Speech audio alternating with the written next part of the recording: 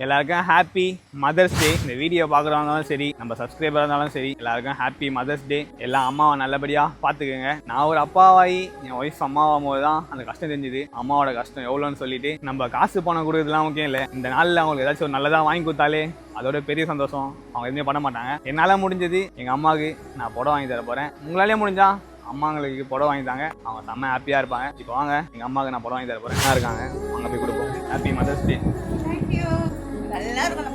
அடுத்தது வந்து எங்கள் மாமியார் இருக்கு, அவங்களே நான் அம்மான்னு தான் கொடுக்குறேன். Happy mother's day. இப்போ வந்து எங்கள் சித்தி கொடுக்க போகிறேன், அவங்களே நான் அம்மான்னு தான் கூப்பிடுவேன். Mother's day. இது வந்து எங்கள் பாட்டிலாம் கூப்பிட்டதே இல்லை, அம்மான்னு தான் கூப்பிட்டுருக்கேன். Happy mother's day.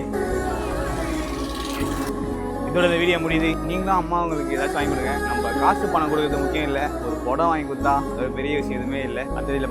பை.